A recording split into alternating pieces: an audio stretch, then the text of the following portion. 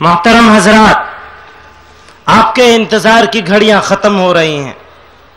کسی شاعر نے کہا، نشان زندگی آمد، ہلال چرخ جاں آمد، مسیحا زمان آمد کہ وقت قیرواں آمد، فروغ فضل رب آمد، شہ عالی نسب آمد، خوشا جانے طلب آمد، زہ مطلوب جاں آمد، ببی صدر جمعیت پریشان از پہ ملت، ببی صدر جمعیت پریشان از پہ ملت، مثال مرغ بسمل دل فگار و دل تپا آمد، یزیدان زمان چون سرکشند از فتن سامانی، زہ ابن حسین ماں حسین ای زمان آمد۔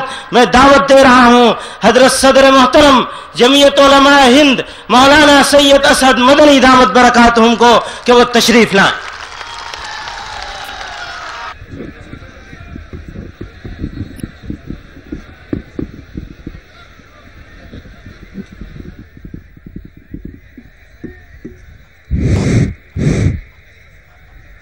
الحمد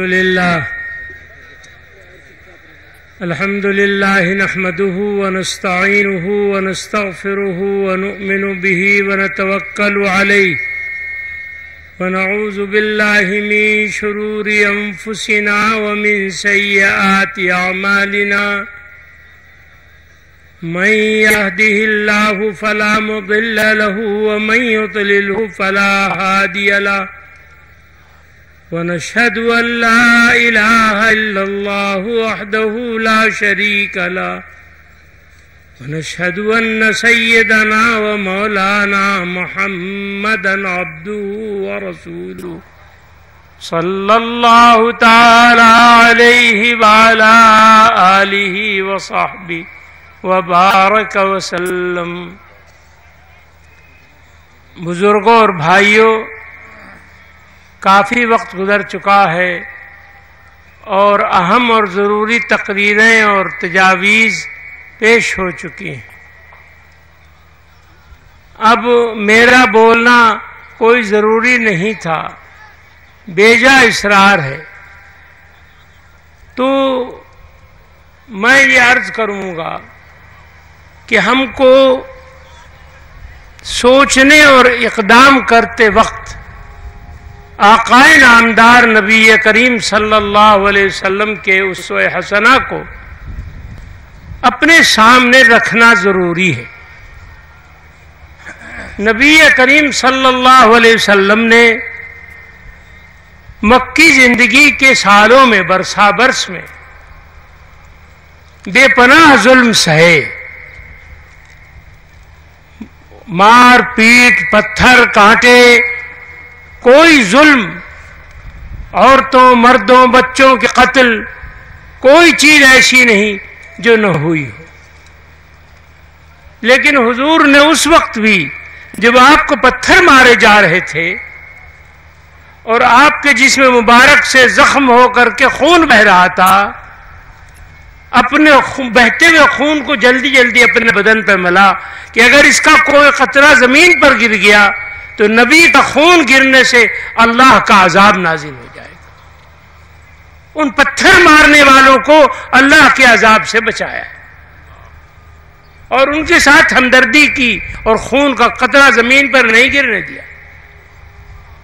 اسی حالت میں زخموں سے چور، برے حال میں، تکلیف میں شدید، تمام جسم خون سے زخموں سے چور چور تھا، آپ پتھر کی چٹان پر آرام فرمانے کے لیے، سستانے کے لیے تشریف فرما ہو گئے، بیٹھ گئے۔ تو آپ کے ساتھی حضرت زید رضی اللہ تعالی عنہ نے حضور سے عرض کیا، آپ نے ان سے کچھ مانگا نہیں، آپ نے ان کا کچھ چھینا نہیں، آپ نے ان کو کوئی تکلیف نہیں دی، آپ نے ان کی ہدایت کا راستہ بتایا تھا۔ ان کے مقدر میں ہدایت ہوتی مانتے، نہ ہوتی نہ مانتے، لیکن آپ کو مارا، ستایا، تمام جسم کو لہو لہان کیا۔ ایسے بد نصیب، ایسے معاند، ان کے لیے بد دعا کیجیے خدا ان کو غارت کر دے۔ جب تک بد دعا کا لفظ نہیں کہا تھا تو حضور کے چہرے مبارک زرد تھا، رنج کا اثر تھا، تکلیف تھی۔ جب انہوں نے بددعا کا لفظ کہا تو حضور کا چہرے مبارک سرخ ہو گیا، اور حضور نے فرمایا واللہ یا زید لم ابعث لعانا،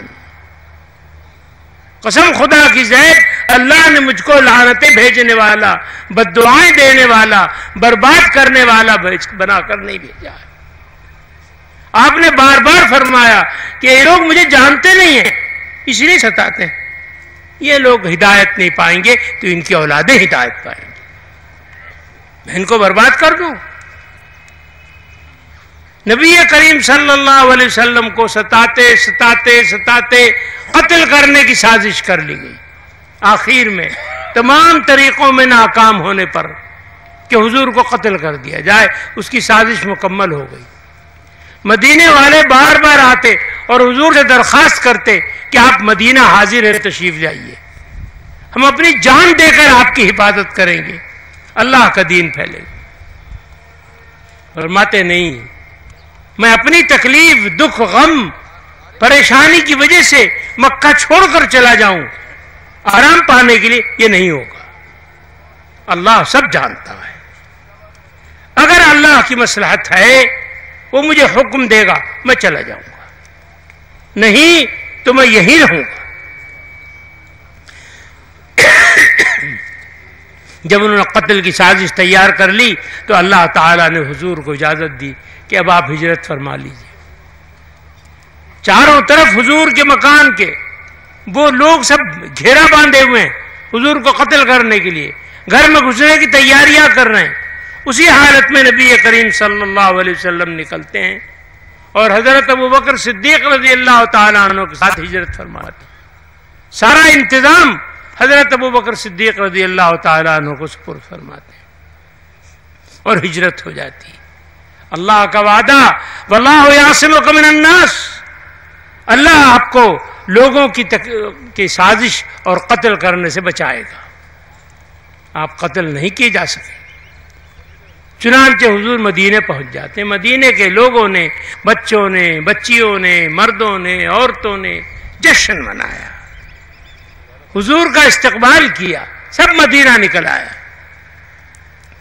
سب لوگ اپنے اپنے گھر اتارنا چاہتے تھے، حضور نے فرمایا نہیں، اونٹنی کی مہار ڈال دو، جہاں اللہ کا حکم ہوگا وہاں اونٹنی بیٹھے۔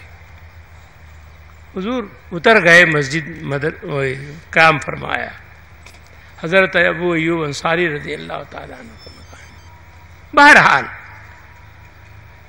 اس کے بعد مکے والوں کو غصہ اور بڑھ گیا کہ زندہ کیسے چلے گئے، سازشیں شروع کی، فنڈ جمع کیا، والنٹیئر ٹریننگ دی RSS کی طرح سے، اور ہتھیار جمع کیے وغیرہ وغیرہ، الٹیمیٹم دیا مدینے والوں کو، ہم تمہارا یہ کریں گے، یہ کریں گے، یہ کریں گے، ہمارے باغی کو ہمارے سپرد کرو۔ ان لوگوں نے نہیں مانا، حملے کیے، لڑائیاں لڑیں۔ انہی کے مقابلے کا حکم قرآن میں ہے، جو اس طریقے سے ظلم ظالم رہے اور ہمیشہ ظلم کرتے رہے اور حملہ کر کے آئے۔ آج ان آیتوں کو غلط مفہوم، بے ایمانی کر کے، جھوٹ بول کر یہ بتایا جاتا ہے، جھوٹی بات، کہ مسلمان کا مذہب اسے یہ حکم دیتا ہے کہ جہاں مشرک ملے مارو۔ اگر ایسا ہوتا تو تقریباً 900 برس اس ملک میں کروڑوں مسلمان گاؤں گاؤں ہندوؤں کے ساتھ، غیر مسلموں کے ساتھ بھائی چارہ، بھائی بہن، ماں باپ، ماموں چچا، رشتہ دار، تعلق، اچھے پڑوسی زندگی گزارتے چلے آ رہے ہیں، اور کسی مشرک کو، کسی مسلمان نے کہیں مشرک ہونے وجہ سے قتل نہیں کیا۔